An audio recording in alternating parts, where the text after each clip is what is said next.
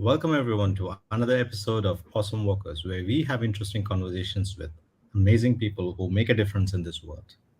Please welcome today Guido Mercati, someone who hails from Tuscany and he's mastered metaverse semiotics under the guidance of Professor Umberto Eco. Without much further ado, welcome, Guido. Good morning, Samir. Good morning, Samir. I Good have morning. to correct you the pronunciation of my name because there is a long story behind my name.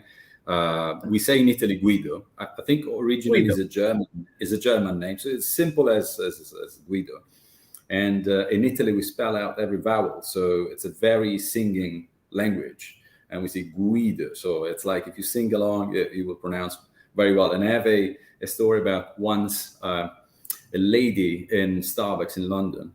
They write all your names on the cups, and there was a time in which I was Yeah. using Starbucks as a connecting office, way before or WeWorks and the likes. And they spelled out widow, like Widow, and I thought that was the most creative way to to spell my name ever. So for the time on, I only allow widow and widow. So that's all right. Lovely. I love it. I love the story behind it as well. I can see clearly you're a storyteller. You love telling stories, right? Is it true? I think as humans, like the most important human resource that we have and the greatest capital that we can accrue is how to connect the dots and to build a narrative. Anything we do, it's a narration of some kind. And I think the more we grow, the better we are at putting facts together and maybe go beyond the surface and analyze how these facts make sense and how all this connect. There is a beautiful word in Latin. We study Latin at school in Italy since very early up until university. So we don't end up speaking because it's a dead language and it's very difficult unless you live in the Vatican and you read the newspapers in Latin and you pray in Latin. You don't use Latin as a common language for conversation. But there is this word called textum. Textum means basically when two things intertwine and they mixed up and they meet in the middle. So it's really the knot that makes sense from two different items, two different things. And textum is text. So when we read or when we communicate, it's actually the moment in which two elements or more than two intertwine and they make sense together. So I love to think about life and in general culture as the intersection of different aspects that we need to make sense of. Which is what is happening here as well. This is the Textum Indeed, episode, right? We indeed, haven't met indeed. each other before. We don't know of each other. You have no clue of who I am. I have no clue of who you are. But since you are the guest today, you will give myself and also the audience who is listening in over here a little bit of an introduction about who is Guido. Did I say it right? Yeah. Well, that's you said it perfectly, and I love your format, and I congratulate you because I did quite few podcasts this in the last few years, and they're always very well prepared, and the host is always creating a narrative and a format, and they're very polished, and everything is perfect, and he sounds very intelligent all the time. But going into the wild, first of all, with live, secondly, with no background, and in a very conversational format, I think it's very bright of you to do, very brave, very interesting, specifically in times where we prepared everything, even the picture of the meal that you're eating before it's posted on Instagram, you rearrange it. So there's nothing organic and in the moment anymore. And I think this is one of the element of attention for me in everything I do, whether it's business innovation. I try to understand what's happening in the current, what is valuable in this very moment. And again, to add another word to the vocabulary, I'm very much in love, and this is pretty much, define who I am as well. I try to dig for knowledge, and throughout my life, I tend to stick to pivotal moment in time. And when I discover in German philosophy the word Weltanschauung is the spirit of the time. So it's that specific concept that defines what exactly an era is all about. That very moment in which you have postmodernity or romanticism or classicism. There are defining waves of time and culture and science that everybody embrace more than others, and this become the most prominent. So that's the spirit of the time. We remember that era because of that. So I try to navigate through this. That's what Guido is, I think. a man, 44 years old, born in Italy, born and raised from two Italian parents, doctors, both of them, from a family that was always engaging me to discover the next and never stand still. We travel a lot, even though we remain in the confinement of our country. But then I got these teachings and I started traveling the world. I studied a few years in university in California, and then I went on into navigating the world in London. Then I approached the Middle East, traveled to Asia Pacific as well, coming back. And I think through these waves of travels, you travel inside and you focus on the things that matter. So I think was Michelangelo that at one point was building this massive Moses statue, and was perfect, and was so perfect that at one point he threw a hammer to the statue saying, "Why don't you speak? You're so perfect, you're just missing the voice." And I think he was saying that that element was missing to him, and he managed to carve out of the piece of marble everything non-essential. So he went into this journey of taking a piece of stone and removing everything wasn't not needed to reach his own idea. So he wasn't adding. That's a concept of art and creativity. At times we think, or business as well, we need to add something to the conversation. We need to add something to what's happening. Most of the time you need to do quite the opposite. You need to say, okay, what do I have in mind? What do I need to remove that is non-essential to get to where I want to be? And I think that is a very important part of my philosophy. Try to dissect what's on the table and try to really focus on what's matter, removing the inessential. And I did more than 20 years now in business strategy consulting, working in media and digital ecosystems in WPP, Publicis, and Accenture. My latest job as Accenture's managing director, and now collaborating back with the Publicis Group, which is an amazing media conglomerate, one of the best in the world across the board, really, a senior advisor in the MENAT region. And I try to help out company to focus on really what's current, what's matter, how to reach out their bottom line from a economical standpoint, P&L standpoint, but also the final mean is to reach the need of someone else on the other side, the people that you are trying to have a relationship with, because business is about relationship and everything in life is about relationship. But specifically business, I would say it is about creating connections and articulating this connection in the most interesting and current way you can to keep that conversation alive. If the conversation is not happening, you have no business, you have no customers, you have no pupils, you have no audience, etc., etc. Beautiful. Just that short introduction, my head is exploding with a lot of questions. There's so many things that I want to ask you because you have touched on so many things. But I guess it's about removing everything that is not required and going to the core and going to the essentials and trying to figure out what that is about. And travel does that to us, right? Actually, it helps us remove what is unrequired because you don't have obligations, you don't have meetings, or you don't have phone calls to take. You remove all the unessentials, and you tell me about your connection with travel and how you find yourself. Absolutely. I think traveling starts from inside. Again, there is a beautiful novelist that I felt in love when I was like around 12 years old, I think. Is an Italian novelist called Emilio Salgari. And he was writing about adventures in the late 18th centuries. And he never traveled. He never left his village. And he was writing from his apartment. And he was traveling with his imagination, exploring new worlds, describing things that he was reading about or hearing the stories about from the sailors, from the merchants, from whoever was traveling for real. So I think traveling physically, it starts afterwards. If you don't have the bug of discovering and leaving what you think you are and going to the next, which is a big burden.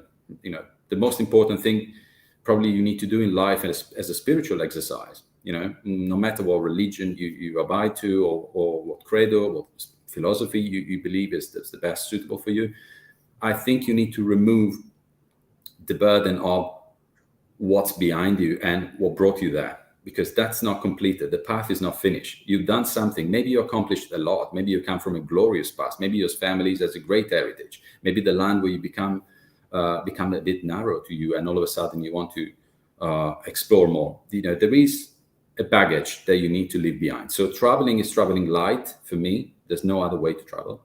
You travel light in a luggage. I can make my backpack in 5 minutes, even if I need to go to the other side of the world for 2 years.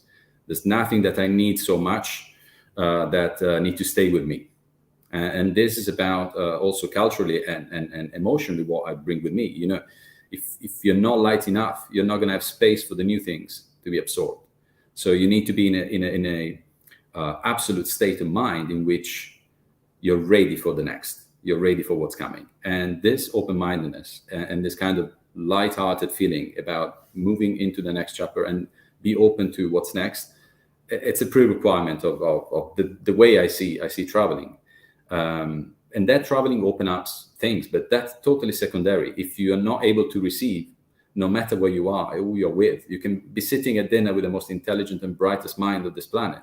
But if you're not ready to absorb, you're not going to get anything out of that conversation. I hear often people being in beautiful environment and then being extremely unsatisfied and tired. And I say, why is that? You're not really ready for that. Maybe you need to do something about yourself rather than the environment around you.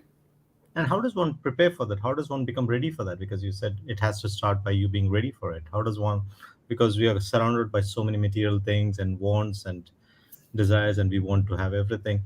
And there might be somebody who's listening to this. I Yeah. went through a personal journey of mine, and uh, it was, it took for me in my own way a kind of preparation. But from your perspective, what would be uh, preparation for releasing our attachments Yeah. and getting lighter and being ready for the inward I, journey?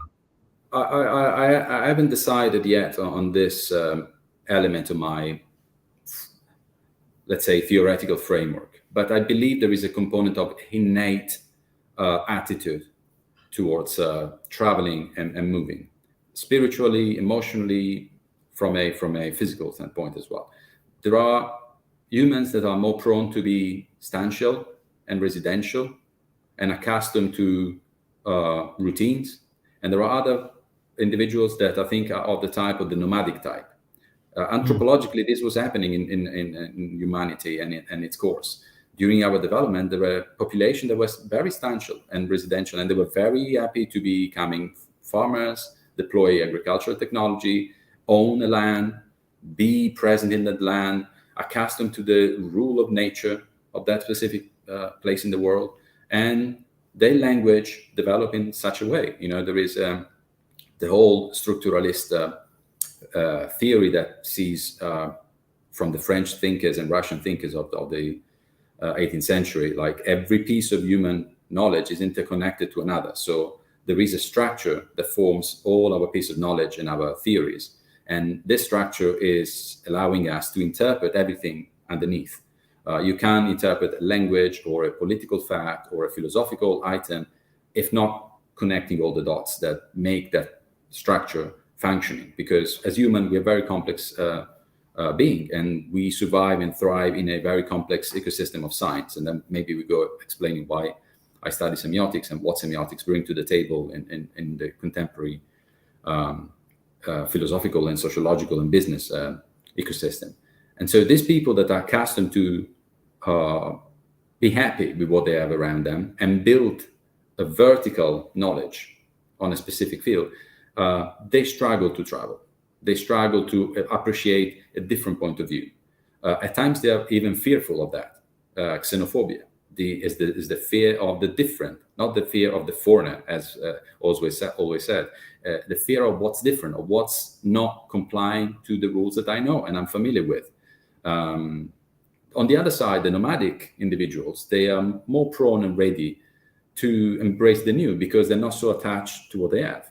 Not because they don't like it or because they don't want to build something in their surroundings. I think it's more a matter of try to feel comfortable with the speed and the acceleration of their soul.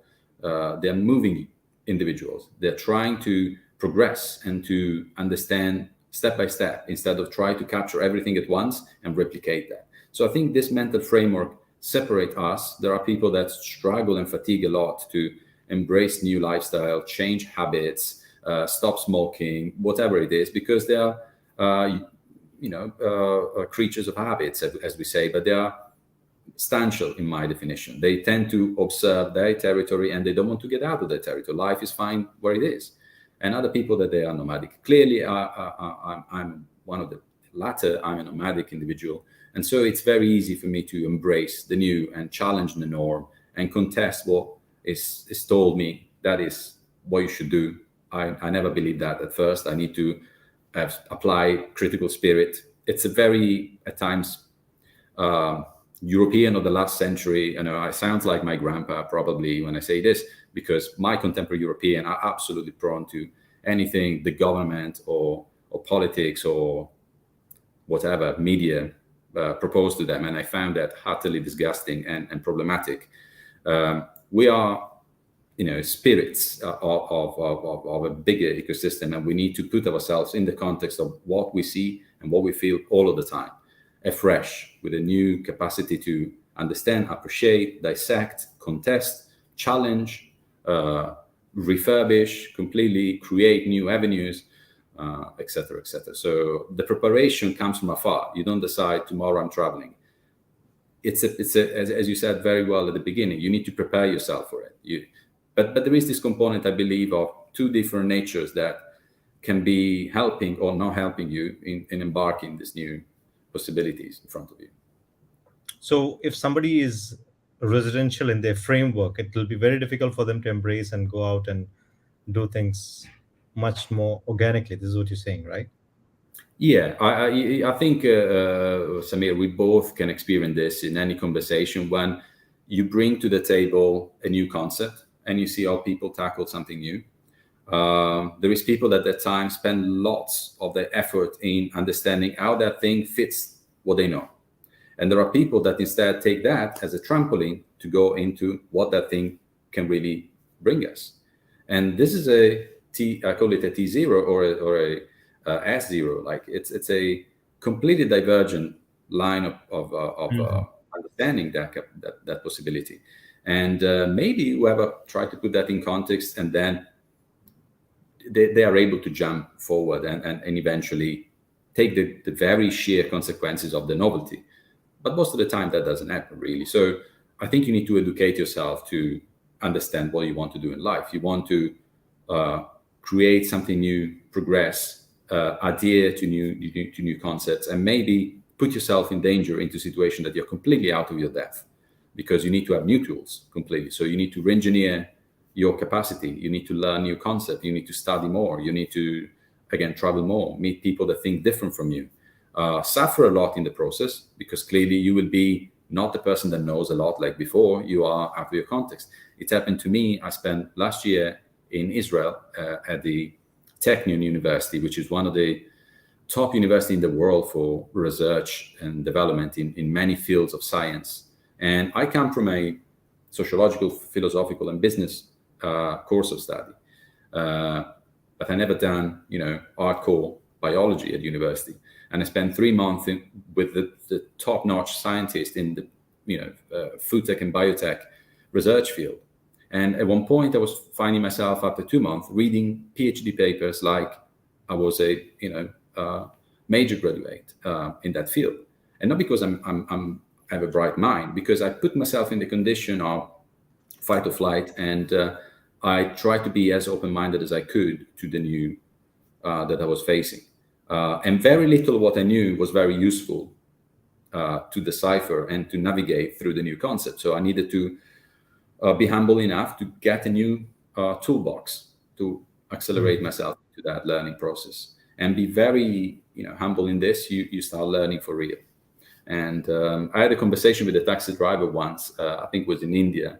I was doing a motorcycle trip, very long one, in the south towards Kerala. With the beautiful Royal Enfield motorcycle. And I'm a rider. I like anything that moves, and that probably helped me as well, traveling. It was a essential toolkit for me. And I had a conversation with the taxi driver once. I think it was in India. I was doing a motorcycle trip, very long one, in the south towards Kerala. With the beautiful Royal Enfield motorcycle. And I'm a rider. I like anything that moves, and that probably helped me as well, traveling. It was essential try to ride or navigate through any means of transportation. But going back to that, at one point I met this taxi driver, and he was speaking 9 languages. And he was telling me, how did you learn that? What's your mental process? And I said, I try not to think about the previous one I learned. And what everything they teach you at school when you try to learn a new language is comparison. They say, okay, this word in French is like this, in Italian is like this, the grammar will change, so you need to use this new rule. It's always anchoring what you know to the previous. And this man with very little education was embracing the new from scratch, out of necessity, to survive, to do business, to speak with customers, tourists. And he was completely jumping into the unknown without any laces, without any problematic attachment. And he was free, he was lighter, and he was learning quicker and better than what we do normally when we try to anchor what we know to what we don't know. Yeah. Really, a lot of people are, they fear the unknown. It is a very general trend over there that I have observed in even these kind of conversations when you're doing live and there's no parachute, there's nothing. It's just going into the deep end. One word that pops up for me about you right now when I'm listening to everything that you say is you're a seeker. A seeker. No? A seeker. Beautiful. Beautiful. I, go on. I think that there is a component of this for sure, because you touch probably at the deeper point of all this conversation, which is the why, the purpose.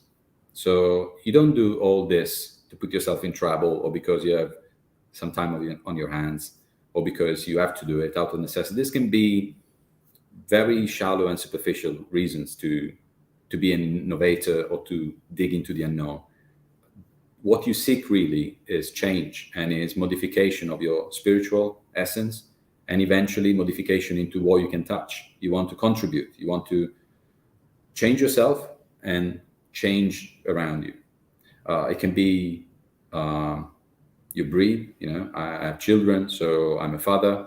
I think of them as an entity that I'm deploying all of what I know, all of what I am, into the next, so they can take from there, use, abuse, reject, scramble, and then move forward. So I can create a little new starting point for them that is a bit further down the line than what I found.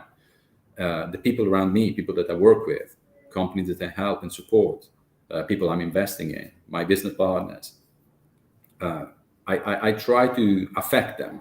There is the famous Steve Jobs quote that I think has been misrepresented so many times, that we need to leave this ding in the universe, this dent, this little physical pain in the universe, something that will modify it forever.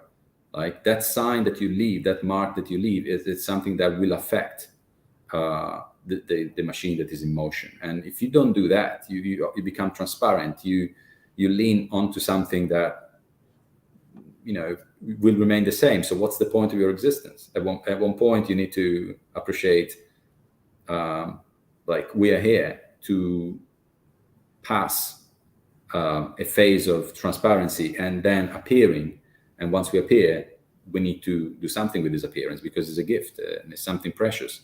What kind of existence is, being born and passing away, and then leaving no marks, no presence, no memories, which we all will reach that point after generation. But still, there is a moment in time specifically in which you will affect a number of people, and you better do it your best to leave a positive imprint and leave them in a situation in which they can do better than you.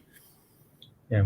And I was looking at the framework that you shared about earlier, which is some are residential, some are nomadic. So from the same context, in the context of denting the world, I'm thinking there would be those who would create the dent, or Yeah, strategically in the minds, and then there would be a team who would execute the dent, because we need people who would execute also. A lot of people think that the only way to leave a legacy is to go and start something or do something, but they can yeah, also be a part of a journey. So Apple became Apple because there are a lot of people who were really there to execute the absolutely. vision of Steve Jobs. Otherwise, uh, what are your thoughts on that? Absolutely. No, I think that there is a physical constraint. Life is short, and you have only 24 hours in the day, so you can't provide the A to Z change framework for everything you touch. Um, and at times you have a proclivity to be better at having a theoretical change. You write a beautiful paper that scientifically makes lots of sense, but has no industrial application. And then there is another guy that comes, or lady, that transform that theoretical concept into something applicable and create a patent and innovation. And then there is another guy coming down the line that take that innovation and create a ecosystem where other 10 company can work on. So I think we all pass the baton into the next, again, leaving this dent in different ways.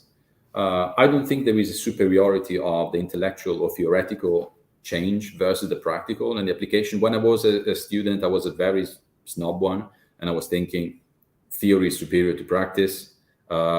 Theory without theory, practice doesn't make any sense. I had a bit of a rejection of capitalism as well as a whole, because from a European kind of course of study that I did, the structuralism or other economical theory, you don't appreciate the sheer application and the exploitation. Now, 30 years down the line, I came back to that, because the exploitative capitalism that is adding no value, but is actually depriving the value chain of value, is being contested. ESG is the prominent framework in which we judge every business. If you're not a social actor and you're not adding to your community and to the value chain, your business value nothing.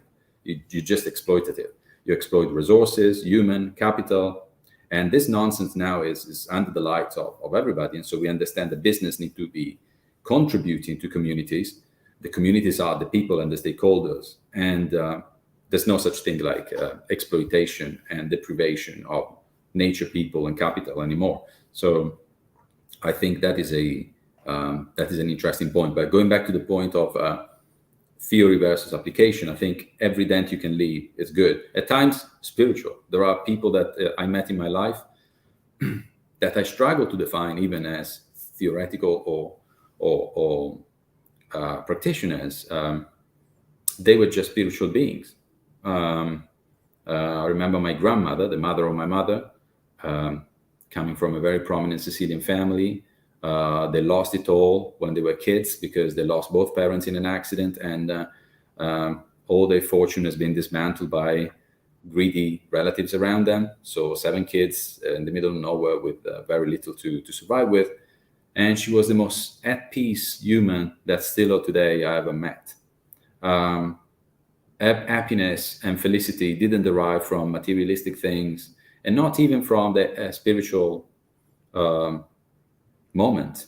She was able to connect and to relieve this joy and this exuberant spirit and transmit this to others. So everybody around her was always calm and relaxed.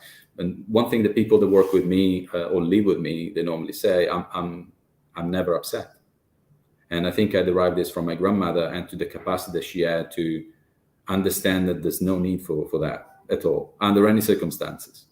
And so even spiritual beings like this, they contribute, because that kind of calm made me be a problem solver. I'm one of the guys that in the most critical situation, under the most stress, when people break down, I thrive. I like that environment because I don't receive that stress at all. I can see very lucidly through the clutter. And this is something that I think, I derive from this spiritual being that I met in my life. And that was a gift, and that was the dent in the universe. Try to communicate that, and I got it. And yeah. Yeah, I always say, like, being upset is when people don't meet your expectations, and if you don't have expectations, you can't get upset, right? Absolutely. Yeah. I want to get into semiotics. I've heard of symbiology, but is it similar? Is it different? So semiotic is a very interesting social science that derives from what Immanuel Kant described as social studies in the late 1800s, and is the social science that occupies of understanding the signs and symbols and the interconnection between them. What is a sign? What is a symbol? quite everything really. So can be words, can be images, can be concepts. So semiotics is really the science that decipher and connects the framework and put together all of it and try to understand the relationship and the consequences of it. There is lots of theory that derives from philosophy of language, linguistics, that applies then down the line to economical concept and to social constructs. I would, if you want to have an introduction what semiotics is all about, there is the work of Émile de Saussure, French linguistic, that I think anybody can start approaching and reading, and it's a good starting point that leads to many other things. You can go into anthropology and study Lévi-Strauss. You can go into philosophy or sociology and go into Roland Barthes later on. There are many semiotics or study of this philosophy of language that will apply the concept to different fields. And it's very complex science, at times very abstract. There is lots of logic involved in it, and linguistic, and at times neurolinguistic. But once you get the gist and you start having a little toolkit, you can navigate through everything it's produced by humans, conceptually and artistically and sociologically, and start making sense of it. So one of the application in the last century, during the economical boom in the 60s in France, was advertising. And that was one of the reasons why I started understanding the relation between advertising, text and images, society, business, and all of this created a continuum that for me was culture. So, okay, this is the fabric of the society I'm living in. We didn't do this 1 century before during the Industrial Revolution. This is new. And so I was very attracted because that was current and that was extremely applicable and current. And so, yeah, that was my first professional deployment into understanding how semiotics can help the world. And I was very lucky to study with many great thinkers, Umberto Eco, Paul Václavic, I think would be the two that remains in my heart. Umberto Eco is one of the father of semiotics, modern semiotics, a great novelist as well. He was writing novels in the name of the rose. There was beautiful movie rendition as well with Sean Connery that everybody can watch. Is a landscape in a convent in the Middle Ages, and it's a very adventurous drama of that specific period in Europe, but it's built based on semiological concepts, and it's a very engaging and engrossing journey one can do, through pages. So, has anyone ever told you that you look a little bit like a younger Sean Connery?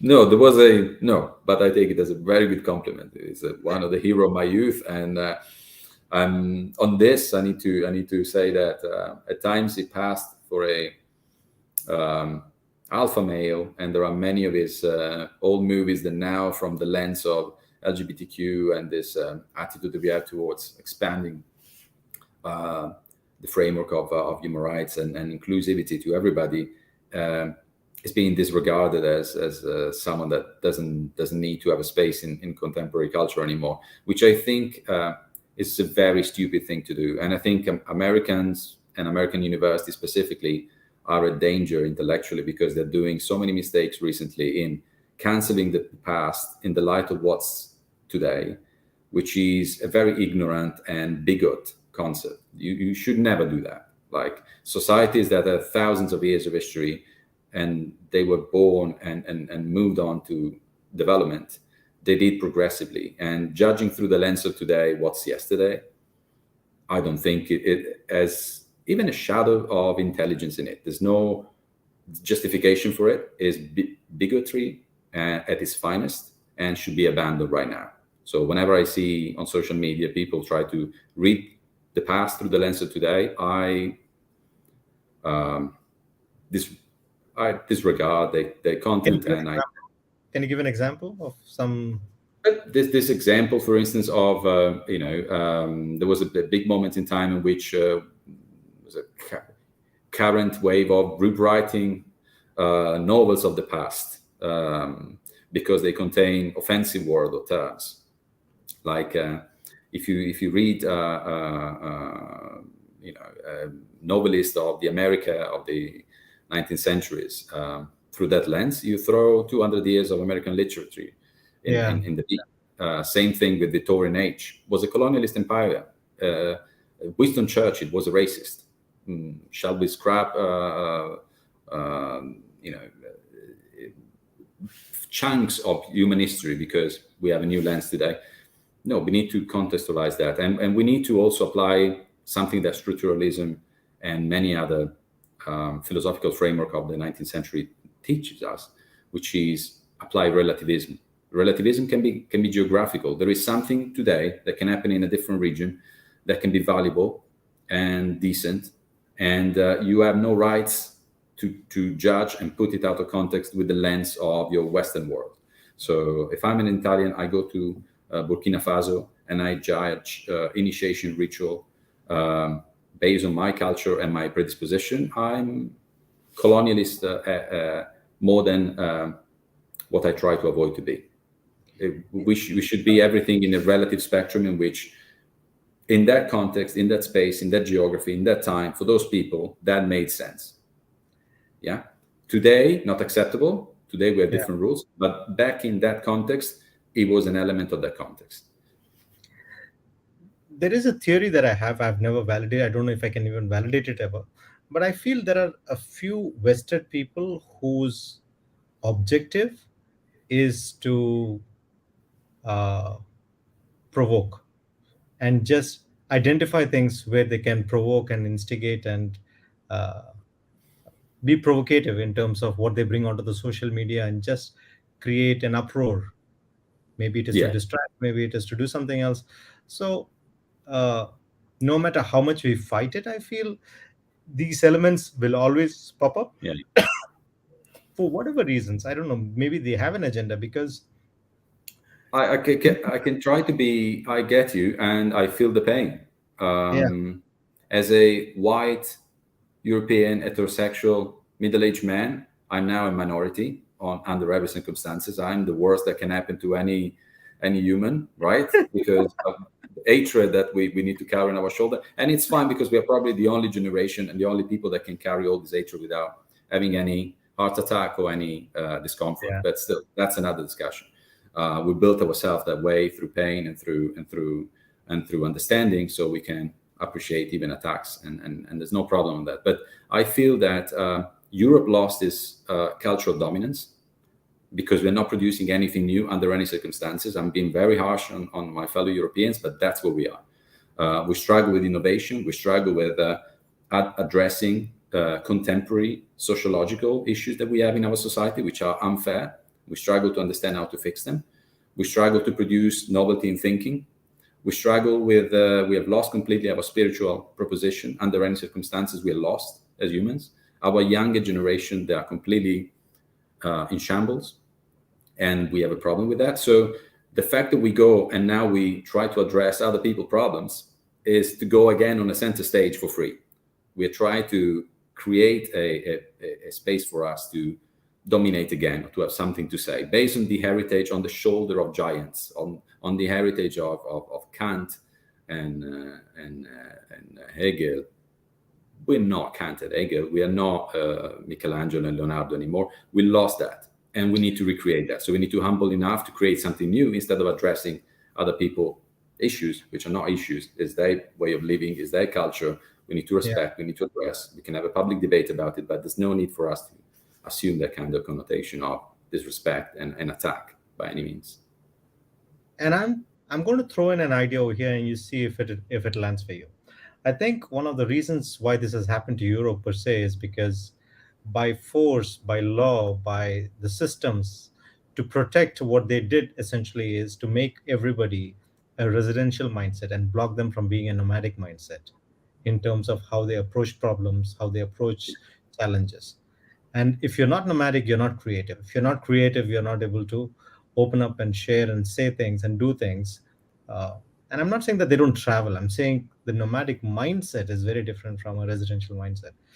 Uh, the other day, I met someone who was saying he went to Switzerland with his Mm. son. He was in a camper van, and he was just parked in the park, and two, three cops kept coming over and saying, "You can't sleep here. You know that, right? You can't be here. You shouldn't be here." And he was like, "Come on, I just parked here for a few minutes. I will go. I will."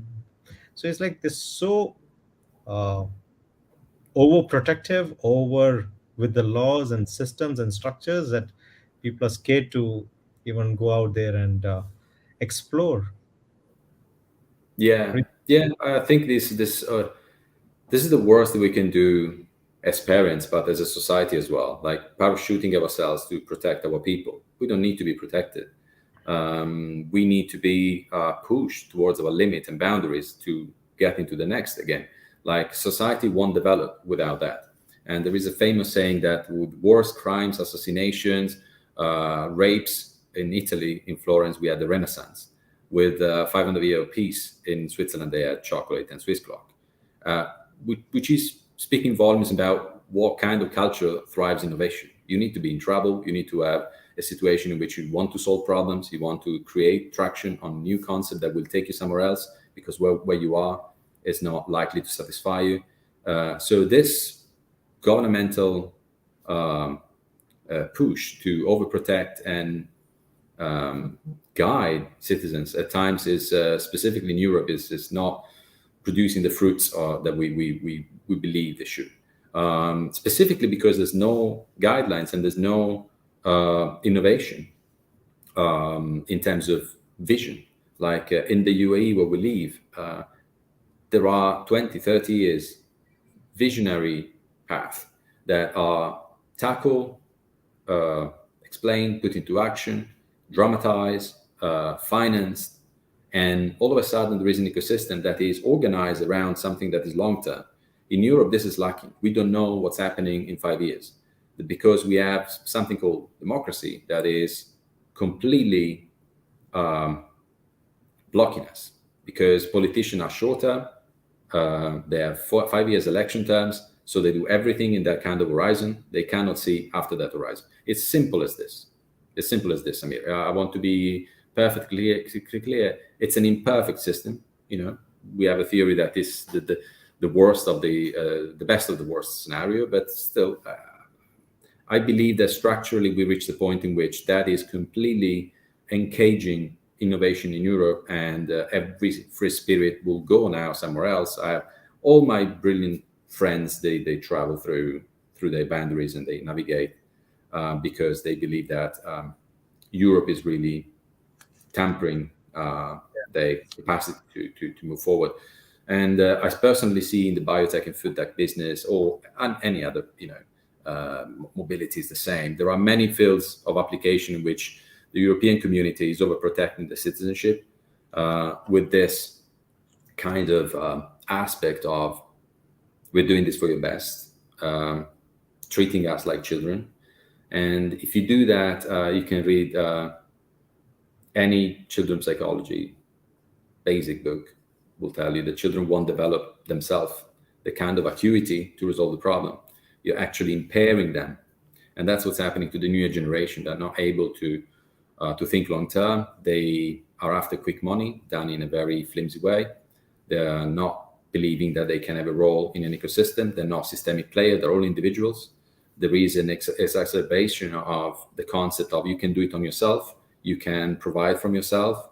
You don't need to be in a marriage. You don't need to be in a family. You don't need to have a co-partner. You don't need to have teams. And I think this is impoverishing the intellectual and business scene in Europe at this stage. It's a very important issue, with the exception probably of France, which you see the turmoil in recent times due to the welfare reform that the president was imposing on the population, postponing the age of retirement more than the French population believed that was fair, removing the French people that they can still act as a people. They have this gene of resistance and self-criticism, and they can act upon issues. The rest of Europe is sleeping, and it's a very problematic issue that I see. One of the reasons why I'm not in Europe as of today is I don't think it's an environment conducive of novelty, progress, and innovation under any circumstances, not from a spiritual standpoint, philosophical standpoint, political background, or business innovation standpoint. I think that the Middle East is thriving as one of the most exciting regions to be in, because there is a strong social and political reform. There is the youth at the forefront of everything they do. There is a vision that is 2 generations ahead. These 3 elements per se connotate the attitude of what's happening here. I think Asia is under the same kind of possibilities. What I see in China is something that is ignored by the Western world, but there is a generational change in what's happening and the business profile. What came as a Me Too 3D printed machine of the world now is becoming the innovation tip of every industry. In the food tech industry, out of the 10 top university for R&D, 8 are Chinese. Then there is a Brazilian one and one from Netherlands. 8 are Chinese out of 10 in food tech innovation. We didn't think that 1 decade ago. And I'm not talking about electronics, Yeah. or the usual suspects of where China can thrive very well. Automotive now, there are at least 5 OEMs that are doing electric cars better than Europeans and Americans at cheaper cost. So there is some, yeah. I used to live in China from 2006 to 2014. I was there for 8 years, and Fantastic. I used to speak just like you do about the problem of democracy, and people used to say I'm crazy, uh, but they didn't see that, when you have an effective leadership, when you have someone, because when you're driving a car, you can't have everyone have the option of choosing where to go. You need one person who's driving the steering, holding the steering wheel, and making sure that you're reaching your Yeah. destination. You should have a long-term vision for it. Yeah, but if there are a few all my European friends listening to this now, they're going to be very upset. And I know that I'm going to receive texts and messages and emails, but they know me, so they know my point of view, and they know deep in their heart that this is true, and we need to tackle that. And not seeing the problem is not doing anything to resolve it. So I think we need to face the reality, and US is in the same state of oblivion, and with the same responsibility from the political class, and from with strong, I think, financial responsibility of driving consumption where it didn't need to be, and so producing ripple effects on the economical landscape. I see South America. I traveled a few times to Brazil last year. I see a great country with enlightened local leaderships. They're very strong federal governments, and they're very progressive under any circumstances. There are South American countries, they suffered a lot, bad leadership, but others that are at the forefront of innovation. So Brazil is one of these. And I'm curious to see, the next generation of migration as well, what can produce, because I think most stagnating area like Europe can benefit from cultural exchanges and from immigrant to come and to produce this exchange, which is much needed, I think. Yeah, beautiful. I remember I was probably 24 when I picked up, I think, both Foucault's Pendulum and In the Name of Rose. Both were such heavy books for me to digest. I couldn't go through the book, and I couldn't.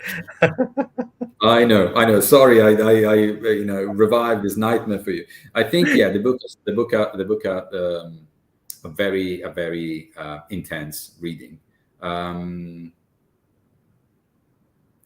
It really depends your moment in time. There are books that I think you need to read all throughout your life and try to understand what they can add to your specific moment. I have my bookshelf, by the way, in front of me, so I'm just seeing some of this. I still, I can see that. So the nightmares or actually. But my question to you is this. My question is, first of all, are you writing a book of your own? That's a You fantastic work with the question. book? Um, I I have amassed hundreds of pages of different form of writing. Um, my mom published two books of poetry. My father one. My two grandparents, grandfathers as well. They wrote a lot. The father of my mother wrote 15 or 16 poetry books. So it runs in the family. I always find myself very confident and fluent in writing, but I never dare to put any of those together in a form that is approachable by a publisher or readable by any humans. There are fragments of what I write. I take notes all the time. I write bits. Can be theoretical about a specific topic, can be related to specific moment in times that I try to translate in poetry or narration. What's stopping you? It's a good question. So there is this movie from, again, another Italian reference for all the Italian lovers that are listening to your podcast. Federico Fellini, one of the most beautiful movie director of all time, did his masterpiece, I think, in Eight and a Half. Is a movie called Eight and a Half. And it's a story about autobiographical, you would say. There is this director called Guido, by the way, which is a movie director that is trying to make the next movie, but is stuck in a rut. He cannot do it. And the movie is about the incapacity of making this movie. And happens. And there is a moment in the movie in which, and of course, it's a journey within his soul and his capacity to relate to the world and try to put this out in a form of some sort of art, something that people can understand or appreciate. And there is a movie critic in the film at one point that comes and says at the end, "Oh, I'm so glad that you didn't do the movie. Why you didn't want you wanted to just add another piece of noise to the ecosystem. There is enough noise out there. We don't need another bit." So I think that stuck in my mind as one of the barrier. Maybe the references that I have, I can see my bookshelf, Cortázar, Aldous Huxley, Milan Kundera, Umberto Eco, Gilles Deleuze. I feel that everything that needed to be said has been said very well already, and I don't need to have this very selfish platform to say, "Oh, I can add my perspective on this." It's very contradictory because I just told you how I try to leave a dent and to leave something, right? But specifically, when you crystallize that in a form that is, okay, I cannot touch this anymore. This is done and it's finished as a product. I struggle to see it as a necessity. Let's put it this way. So I'm going to pitch in an idea over here. Yeah. Write the story of a boy who is trying to connect Aldous Huxley, Umberto Eco, and all these heavy writers for someone who is a kid, so that a child can understand. Taking those messages and writing for a young kid, for that 23-year-old me who couldn't understand what it was because it was so heavy, but the message is there, it is deep. And you, in your own way, because it's your strength, I can see very clearly how you crystallize and how you condensify and how you see the connection in things. So if you can see the connection in these books and these messages and weave that into a story as well. You would have watched Abbas Kiarostami movies also, I'm sure. The Iranian Yeah. director. You've seen his movies as well. It's very Yeah. Yeah. similar Yeah. to what you're saying Absolutely. Yeah. I about, love him. Yeah. yeah, it's very similar to what you're saying about the Italian director who's making a movie about struggling to make a movie.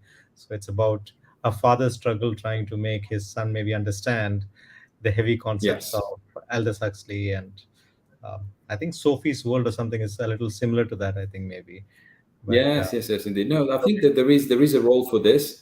I just think that Samir is not, and this is a very humble perspective, but we're all in a journey try to understand really what's your call, right? So I don't feel that is the best possible usage of my time that I can do, because going back to the 24 hours, right? When I help 10 startups, I do a couple of business. I work for a large corporation to support them onto a specific issue that trickle down to lives of many people. I think that is impacting, and it's very rewarding as well, to very rapidly, very efficient in the way I can deliver an impact. On that front, perhaps in the long term, the impact will be grander, because something that will, it's the cost of first copy once you do the book that will affect many people's life. But as well, it's a kind of call that I feel maybe not in this phase of my life when I have lots of energy and I can really put myself into 20 different ventures that can be absorbing, so much of my time. And by the way, I have a brother that could be way better at doing this than I am. He's a younger brother. He's a philosopher. He's one of the most brilliant minds that I ever met in my life, and he has the capacity of really simplifying any philosophical concept or historical concept or even history of religion very, very efficiently and very quickly and beautifully. Then I must talk to him as well. I must speak to him as well. Yeah, well, you will have an engaging conversation with him. I think he was editing the magnum opus of Raimon Panica, which was this Indian Spanish philosopher of the last century, and is a very inaccessible and tricky author to dwell into. And he edited the entire work. So I think it's a matter of understanding what you can deliver with the best delta of efficiency that you can when you can. There are moments in which this energy to speak with 300 people that I have today and focalizing on 10 different aspects of life or business issue in one day will slow down, and I need to focus on one and be more single-minded. And that kind of energy and pace will produce more reflection and more vertical approach that maybe will lead to publications. And Beautiful. And this is exactly where we started off the whole conversation today, which is about removing what's not required. It's about traveling light and just making sure that you're taking only absolutely what you require in this moment. And yes, you indeed. having that mental clarity of, no, this is not the time and place for me to do it. Yes, it's a great idea, but it's not the time and place for me to do it, because my journey is very defined for me and I know exactly what I'm doing at this point of time, and therefore I must remain focused. And I think a lot of people slip or from their own focus, including myself sometimes, because especially when you're creative and you have so many ideas and you think, oh, this one is better and that one is great and that one is also amazing, and you tend to spread yourself thin and shallow rather than go deep in something. I think there are perhaps many people listening as well that were expecting this conversation to revolve around open innovation in startups ecosystems, and we grandly disappointed them with this big philosophical construct about how to do things. But to apply this to the life of an entrepreneur and a startup, which is, I think, it's a specific business venture in which you have a very fragile organism to take care of. And this element of focus that you're discussing now is very relevant to the life of anybody in an early stage business, because the kind of attention and dedication that that business require to form itself, because it's not formed yet. There is a journey that is about removing the inessential. And the main support I'm trying to do as an advisor or as at times board members or investors as well with the NED duties is to capture that moment in which the businesses try to do three things and they're doing three things badly or they're stuck, and remove the two or the three at times and go into the direction that will make them thrive. And this is about repurposing the vision that the company has and try to create a operation that support that. And this is a sacrifice for the founders most of the time, because it's the so-called pivoting at times in the startups jargon, pivoting a business, which is a very Anglo-Saxon, very polite, I would say very British word. That's not pivoting. Most of the time is completely shutting apart a business and rebuilding from scratch, even if it seems like, oh, we're taking your business proposition, we are refurbishing it to another direction. There is a deep thinking related to that, and the suffering that I saw in founders, including myself at times in the business that I lead, to rethink what I'm doing, and at times to deviate dramatically from what I thought was a good idea into what's next. It is very painful emotionally. So the attachment that specifically technical founders have to their product, it's so deep that require a third party and an external entity to shed the light and create a new path. So this is an element of reflection for all the startups, and at times the venture capital is supporting them in this journey, because venture capitals, they at times they see the business in two ways. Okay, great founders, not so good business proposition, but we can fix that. We invest on the founders. But the founders don't want to invest in anything else. That element is not at times thought well. Okay, you're not taking human capital to enslave them into another 9-to-5 job. They're entrepreneurs. They have their own vision. They have their own product. You don't shift them.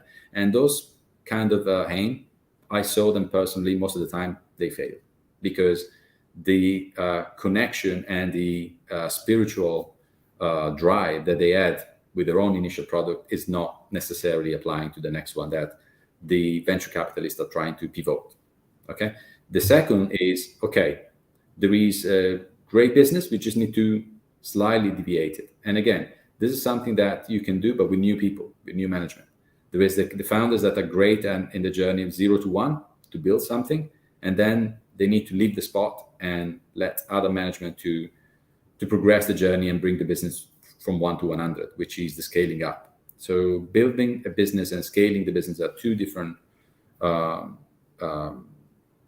connotation altogether, and they need to be addressed properly. And at times, founders and the stakeholders in general, partners as well, they don't see, or they struggle to understand the emotional attachment to what's happening and what has been discussed. And so they tend to trivialize that, saying, yeah, business is business, you can do that.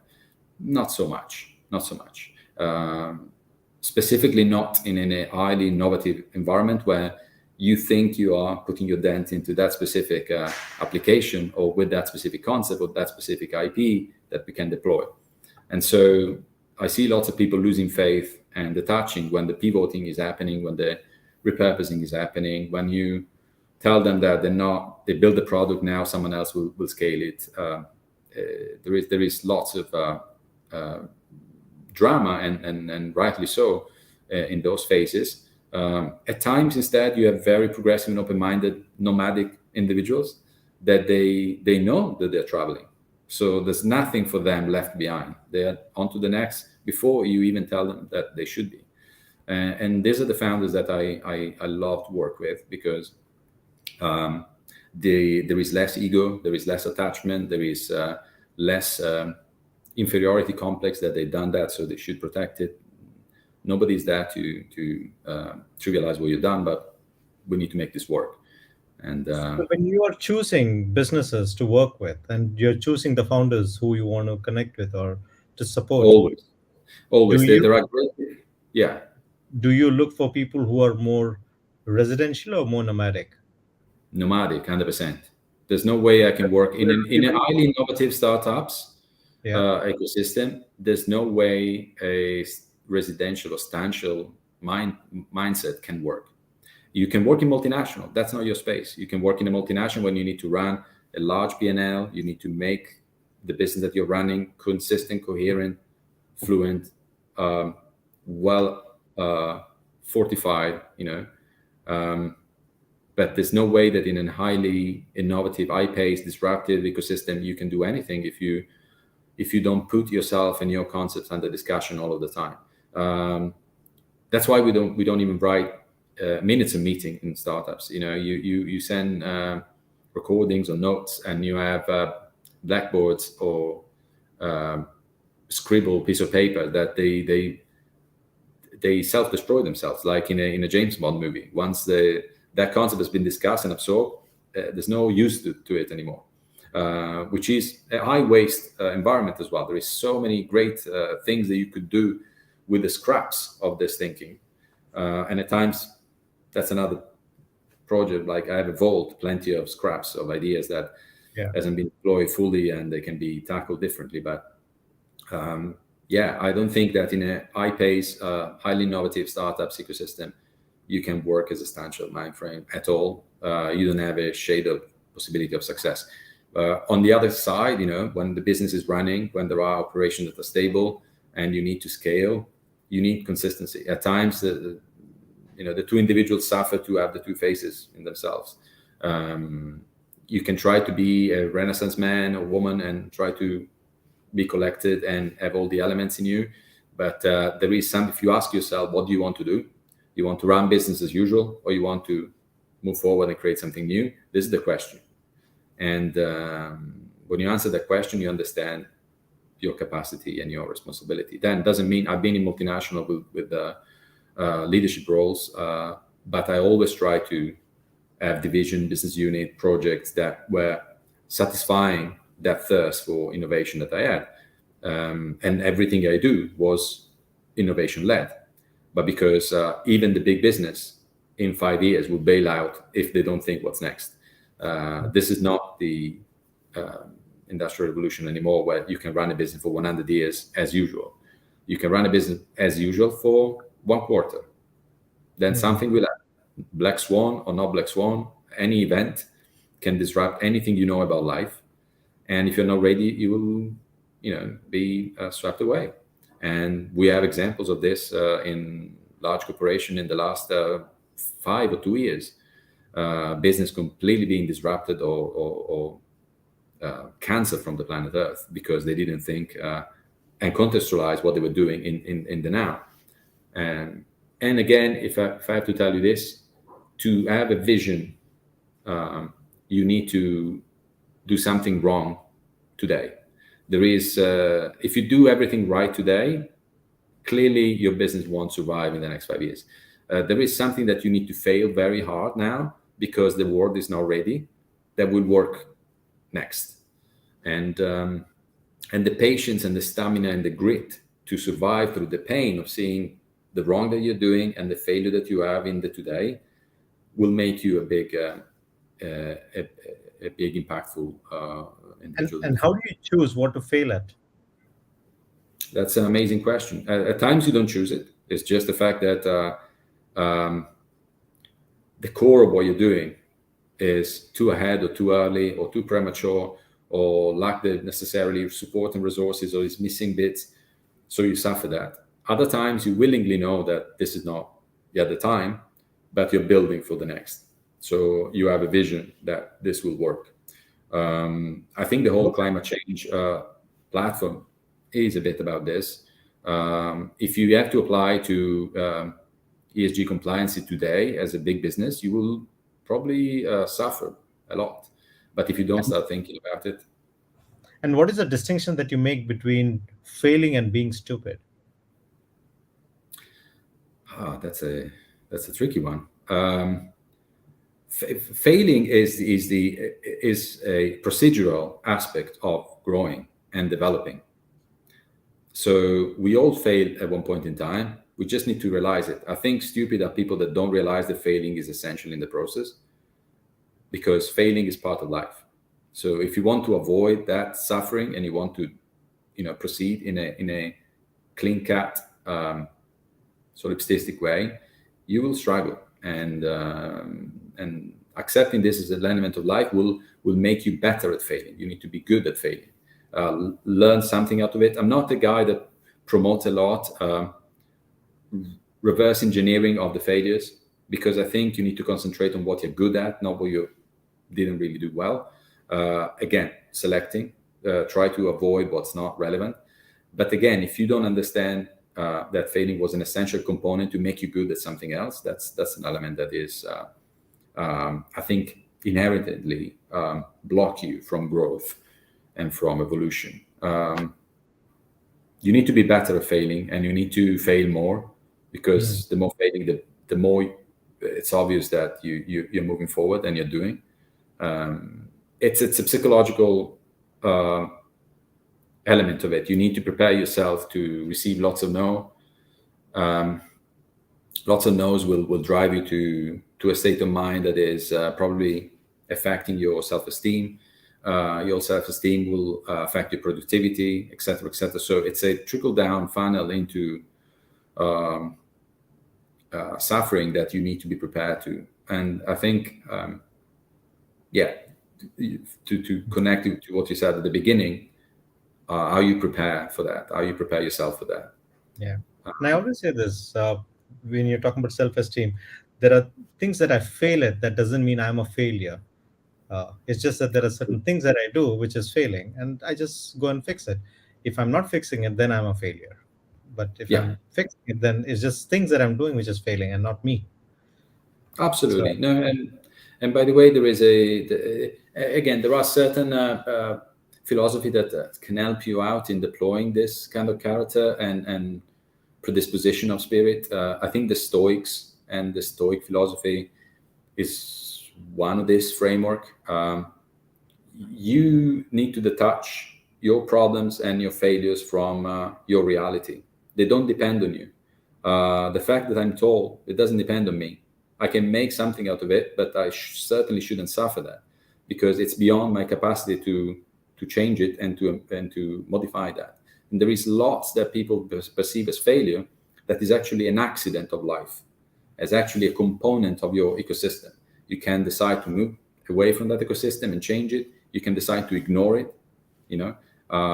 We have limited capacity, so we need to, again, pick what we are good at and build on that, rather than try to be better or good at things that we will never be.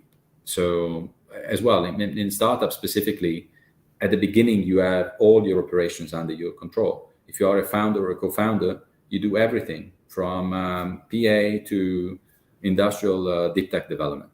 How can you be good at all of this? There will be things in which you fail because you're not prominent in that kind of field. Other things are not your attitudes, other things, and you know that you will be failing or not succeed fully in certain domains. And that's when you need to start detaching and finding the right people, the best people in that specific field. And knowing that will strengthen you, because you will start reinforcing your self-esteem into what you're good at. And at times I found technical founders being very good business executives. And they thought they were scientists, but that actually they were better as business people than scientists. They were mediocre scientists, but great business people. They were able, in the journey that we discussed before, take a theoretical aspect and transform that into a practical engineering application. And I thought that was incredible. And they didn't know that of themselves. They thought, I'm a scientist, so I'm the guy that think innovation, and then someone else will transform it. And I was shedding the light on this, saying, you are doing this. You're the guy that you think you need to pass the baton to, and you need to admit that to yourself and do that, and think it's a noble effort, and it's your purpose and your call, perhaps. So understand that. And if you struggle with that idea of understanding who you are and what you can do, I think you would suffer. If you instead you embrace it, and again you go into the next phase of your life that now is about engineering application of someone else's ideas, you will be having a better appreciation of yourself, and you will be putting that dent in the universe that we discussed. Guido, I believe you're someone who does not like disappointing people, and I'm the same. And I think there are a lot of people who are disappointed that you haven't spoken about innovation and startups. And I'm thinking, let's schedule one more conversation where we talk about these things. What do you say? Absolutely, anytime. No, as we said at the beginning, after hello, we're not strangers anymore. And I think this happened in this conversation, Samir. So I'm so glad you called me in. And again, serendipity. We went into a journey of something else, and we discussed about Yeah. how to do things instead of the what, and the how is as important together with the why on these matters. And I'm very glad we did it. Yeah, and just to share another perspective, when we look at founders, when we look at interviewing people for any job, what we do is we understand who they are and where they're coming from before we go into deeper elements of the executing a job. And I think over here I was able to see so much of Guido more than just someone who is going to come and uh, share information or knowledge. I saw the Guido who is there, intrinsically, the one who is a seeker, the one who is full of light and wisdom.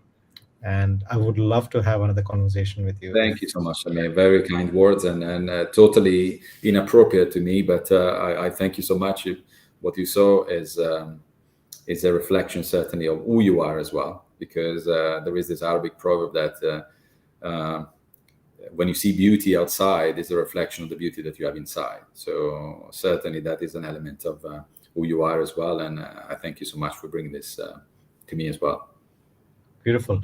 If people want to look out for you and search about you or about your companies or about your startups, where would they go and look for? In fact, there is one message here from TG Lightwalla. He says, insightful stories, Guido. So that was something. Hi, TJ. Yeah, she's a former colleague at Accenture and one of the brightest mind in the media ecosystem in the region. So thank you so much, TJ. And yeah, I think LinkedIn and Twitter, the usual suspects. I'm very active on these two platforms, and we can touch base and share stories and trade insights, as TJ put. Lovely. Super. So till we meet again very soon. Thank you very much. Absolutely. Anytime. It, Thank you so it's much, Samir. it's been over an hour and 15 minutes, and time just flew like that. But thank you. Been blessed. It's been a wonderful conversation. My pleasure. Thank you so much, Samir. Speak soon. Speak soon.